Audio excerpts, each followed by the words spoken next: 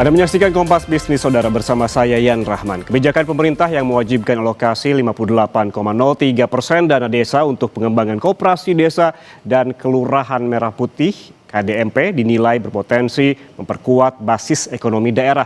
Menurut pemerintah, tujuannya adalah untuk memperkuat ekonomi desa, meningkatkan koperasi dalam sirkulasi ekonomi lokal dan juga mendorong pembangunan berkelanjutan di desa-desa Indonesia. Dana desa ini diarahkan mulai dari untuk pembangunan fisik gerai koperasi, pembangunan pergudangan desa, hingga penyediaan fasilitas pendukung KDMP lainnya. Sejumlah ekonom bilang kebijakan ini berpotensi menimbulkan risiko, diantaranya menggerus fungsi layanan dasar di level bawah dan dapat mengganggu fungsi stabilisasi sosial di desa. Sebelumnya, Presiden Prabowo Subianto menyoroti tajam penggunaan dana desa dalam 10 tahun terakhir yang dinilai tidak berdampak signifikan pada kesejahteraan rakyat. Presiden bilang banyaknya kepala desa yang terjerat kasus hukum menjadi bukti adanya ketidakberesan tata kelola. Sebagai solusi, pemerintah kini menyiapkan terobosan baru melalui pembentukan Koperasi Desa Merah Putih untuk memastikan bantuan sampai langsung ke tangan warga. Kita lihat bagaimana alokasi dana desa di tahun 2026. Ini dia dasar kebijakannya. Dasarnya dari Peraturan Menteri Keuangan atau PMK nomor 7 tahun 2026 dan berlaku sejak diundangkan pada 12 Februari 2026 yang berbunyi penyesuaian alokasi sebagai akibat dari kebijakan pemerintah dalam rangka mendukung implementasi KDMP dihitung sebesar 58,03% dari pagu dana desa setiap desa atau sebesar 34,57 triliun rupiah. Jika kebijakan ini berjalan efektif, digadang-gadang akan meningkatkan perputaran ekonomi desa, koperasi desa punya modal lebih kuat dan desa lebih mandiri secara ekonomi. Namun bagaimana jika tidak berjalan efektif? Tentu yang terjadi adalah sebaliknya. Lalu bagaimana rincian alokasinya? Kita ke data selanjutnya. Nah ini dia saudara, ini angka alokasi dana desa di tahun 2026. Total pagu dana desa anggaran tahun 2026 ditetapkan sebesar 60,57 triliun rupiah. Dari jumlah ini diputuskan sebesar 58,03% atau sebesar 34,57 triliun rupiah dialokasikan untuk koperasi desa Merah Putih. Sementara sisanya yakni sebesar 41,97% atau sebesar 26 triliun rupiah digunakan untuk dana desa reguler. Selama ini dana desa reguler berperan sebagai penyangga melalui program padat karya, pemeliharaan infrastruktur skala kecil, intervensi bencana hingga dukungan layanan besar. Meski demikian, saudara, kebijakan ini menjadi polemik karena dinilai tidak mempertimbangkan perbedaan kebutuhan, kondisi ekonomi dan juga potensi usaha desa masing-masing. Lalu, seberapa besar kebijakan ini sebetulnya akan berdampak terhadap perputaran ekonomi dan masih dibayangi risiko apa saja? Jangan kemana-mana, selesai jeda Kompas Bisnis akan kembali untuk membahasnya lebih lengkap untuk Anda. Masih bersama kami di Kompas Bisnis Saudara. Seberapa besar kebijakan alokasi dana desa sebesar 58,03% untuk koperasi Desa Merah Putih akan berdampak terhadap perputaran ekonomi daerah? Kemudian apa saja risiko yang membayanginya? Kita langsung berbincang dengan peneliti CSIS, Edward Gani. Mas Gani, selamat pagi waktu Indonesia. Selamat pagi Mas Yan, makasih. Mas Gani, ini kalau Anda melihatnya seberapa besar sih kebijakan alokasi dana desa untuk Kopdes ini akan berpengaruh terhadap perekonomian daerah? Karena kalau kita melihat persentasenya juga cukup besar begitu. Bagi saya pengaruhnya akan mixed feeling juga gitu ya. Karena begini Mas, yang terjadi sekarang ini adalah nanti ada perubahan paradigma penggunaan dana desa. Kita harus mulai dari situ dulu. Karena selama ini sejak adanya Undang-Undang Desa, dana desa itu disalurkan, fungsi utamanya adalah pembangunan infrastruktur desa. Ya, jadi penyerapannya selama ini banyak digunakan oleh desa-desa di seluruh Indonesia untuk membangun sarana prasarana infrastruktur di daerah yang sekiranya perlu selalu untuk dibangun setiap tahunnya. Nah, sekarang kan ini terjadi kontroversi. Kenapa? Karena dana desa yang tadinya fungsinya gitu ya adalah untuk pembangunan infrastruktur desa, sekarang akan dialihkan sebenarnya tadi ya dengan jumlah yang bagi saya cukup signifikan sekali gitu ya untuk pembangunan koperasi Merah Putih. Nah, ini tentu saja merupakan perubahan gitu ya, preferensi penggunaan alokasi dana desa yang signifikan. Kenapa? Karena begini, tadi di segmen sebelumnya sudah saya dengar gitu ya bahwa memang ada inisiatif gitu ya dari pemerintah pusat untuk mengevaluasi penggunaan dana desa. Dari titik itu sebenarnya bagus-bagus saja, Mas Yan. Hmm, hmm. Kenapa? Karena memang selama ini ada inefisiensi, ada praktek-praktek korupsi memang yang perlu kita evaluasi. Di sana kita sepakat. Tetapi apakah caranya adalah dengan menyalurkan begitu besar proporsinya hanya kepada satu, yaitu Koperasi Merah Putih, yang tentu saja resikonya juga banyak gitu. Hmm, hmm, Resiko yang kita tahu selama ini dari dana desa bukan tidak mungkin gitu ya, juga akan kita lihat dengan apa yang akan terjadi di Koperasi Merah Putih. Nah, Mas Yan, hmm. ini sebenarnya kalau dalam bahasa kebijakannya ini sebenarnya kan earmark spending. Apa itu? Dalam artian tertentu biasanya dialokasikan dana dari pemerintah pusat yang diberikan kebebasan bagi Hmm. orang-orang di daerah, dalam konteks ini desa gitu ya, untuk menggunakannya berdasarkan kebutuhan daerah. Nah, ini kan Oke. kata kuncinya nih, kebutuhan daerah. Dan ini yang terjadi debat sekarang. Kenapa? Karena perspektif masyarakat dalam penggunaan dana desa adalah bottom up sesuai kebutuhan. Sedangkan paradigma dari penggunaan dana desa untuk kebijakan Koperasi Merah Putih ini top down. Sehingga dia tidak melihat juga gitu variasi-variasi kebutuhan yang ada di daerah. Dan ini Hmm. nanti mungkin saya rasa akan menciptakan polemik di akar rumput. Oke, oke, akan menciptakan polemik di akar rumput. Tapi dari penjelasan tadi, berarti apakah ini otomatis artinya akan mempersempit ruang fiskal daerah dalam membiayai program sosial, termasuk tadi soal infrastruktur?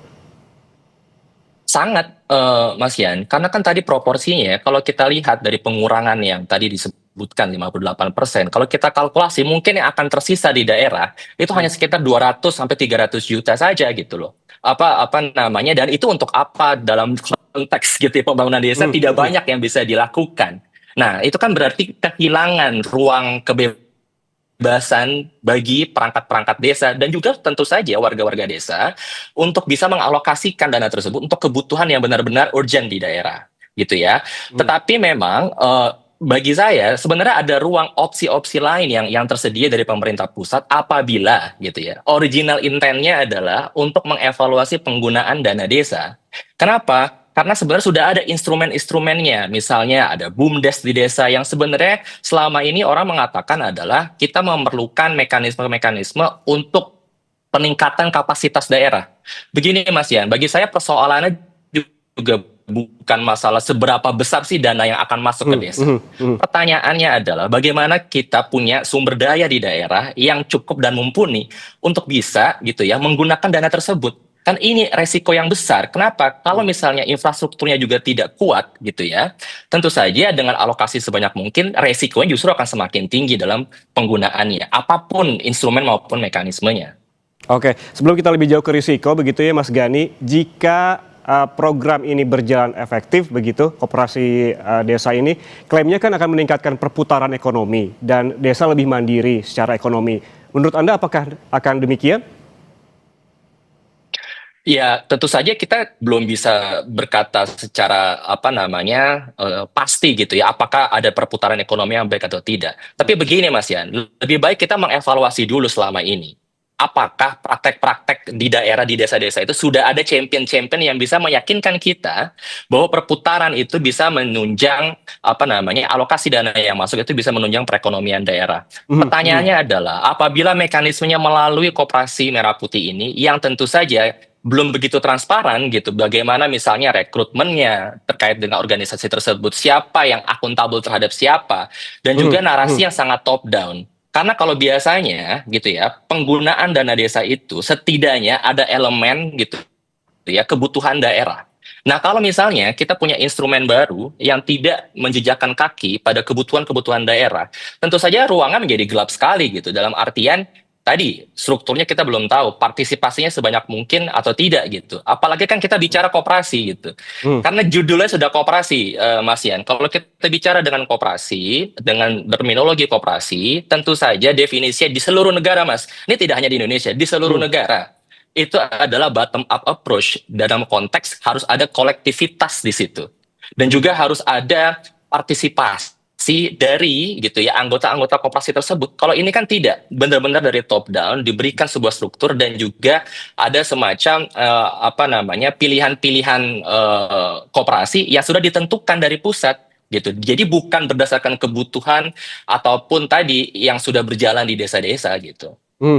Tadi kan kita sebetulnya mengandai-ngandai itu jika koperasi ini berjalan secara efektif. Namun apabila sebaliknya, jika tidak berjalan efektif, risiko apa saja yang membayanginya? Tadi juga sempat disebutkan ada secara jangka pendek terkait juga dengan pertumbuhan ekonomi daerah yang terbatas begitu, Mas. Ya tentu saja, Mas Yan, tapi begini ya, ini kan kita juga masih bertanya-tanya gitu ya, Hmm, apa saja lini usaha yang akan dilakukan oleh Koperasi Merah Putih ini? Dan pertanyaan kritisnya adalah bagaimana nanti persaingan dalam konteks usaha-usaha kecil di daerah. mhm, mhm. Ingat bahwa di desa ini sudah ada unit-unit ekonomi mikro gitu. Bagaimana nanti relasi gitu ya, Koperasi Merah Putih yang disokong gitu ya oleh negara dari pemerintah pusat akan berhadapan dengan UMKM-UMKM yang sudah ada di Mhm, desa-desa gitu. mhm, Apalagi kita juga tadi sudah saya katakan, ada BUMDes-BUMDes dan mhm. relasinya dengan BUMDes ini juga bagi saya akan menciptakan pertanyaan dan juga ruang-ruang konflik. Karena di Mhm. daerah sudah membangun beberapa daerah, tentu saja tidak semuanya baik, Mas Yan, Ya, praktek yang ada selama ini. Tetapi kan akan muncul pertanyaan dari gitu ya, bertahun-tahun proses pembangunan BUMDes-BUMDes yang baik-baik misalnya, bagaimana mereka akan berinteraksi dengan Koperasi Merah Putih yang tentu saja backingan politiknya, gitu kan, backingan dari dananya gitu ya, tentu saja akan menciptakan kompetisi yang tidak seimbang gitu di oke, daerah. oke. Dan bisa jadi justru mematikan ekonomi-ekonomi lokal. Oke, berarti ada potensi menciptakan ruang konflik karena memang harus berhadapan juga dengan UMKM yang memang sudah ada saat ini. Kalau kita geser ke hal selanjutnya, ini Mas Gani, kan hingga kini belum ada informasi terbuka soal rencana anggaran biaya pembangunan. Apakah menurut Anda ini berpotensi menimbulkan risiko inefisiensi tadi yang seperti kita bahas hingga penyimpangan anggaran? Saya perlu terus terang bahwa mengatakan resikonya memang tinggi, Mas Yan, soal ini gitu. Karena pertama gitu, meskipun narasi yang dikedepankan adalah eh, harus bisa diisi manajemennya oleh orang-orang yang paham koperasi, Mhm, memiliki apa namanya kapasitas. Untuk orang yang mendalami desentralisasi bertahun-tahun, bagi saya ada gitu ya ketimpangan kapasitas di daerah yang begitu besar. mhm, Jadi persoalannya adalah mungkin apakah bisa kita evaluasi prosesnya tidak perlu serentak langsung satu nasional gitu. Tapi kita mhm. mulai dari champion-champion lokal saja. Apa itu maksudnya champion lokal? Kita bisa evaluasi dulu gitu. Selama ini praktek ataupun koperasi-koperasi yang ada di daerah yang sudah minimal apa namanya menampilkan keberhasilan-keberhasilan atau dia sustain dalam beberapa jangka waktu yang cukup. Nah, kita bisa masuk dari hal-hal yang seperti itu dulu. Tidak perlu kita langsung secara besar gitu ya, masif ke semua desa secara serentak. Kenapa saya katakan begitu? Karena penting sekali kita menjadi prudent, Mas Mhm. Yan. Karena kita tidak mau program ini justru meningkatkan resiko-resiko gagal bayar gitu kepada tadi instrumen hutang yang sudah disediakan oleh pemerintah gitu. Dan tentu saja dampak besarnya para ekonom sudah banyak yang mengevaluasi Mhm. akan ada dampak yang besar juga terhadap sistem perbankan kita. Oke. Sehingga bagi saya kita harus fokus aja gitu, langkah step apa namanya small step itu juga bukan hal yang buruk kok gitu. Ini tadi niatnya sudah baik tapi kita coba pelan-pelan gitu dan juga kita kategorisasikan, Mas Yan. Mhm, Potensi-potensi daerah itu beda-beda. Nah, ini juga penting. Kalau mhm. misalnya Koperasi Merah Putih ini sangat top down, berarti kan Baik. narasinya hanya satu, piramida dari atas gitu. Kenapa tidak kita coba gitu potensi-potensi ekonomi Oke. yang berbeda-beda dan kita coba kategorisasi dulu dari situ. Yang bisa digarisbawahi adalah terkait dengan evaluasi secara bertahap yang bisa dilakukan terkait juga koperasi yang sudah ada saat ini. Terima kasih peneliti CSIS Edward Gani atas waktunya bersama kami di Kompas Bisnis. Sehat selalu. Makasih Mas, sehat-sehat.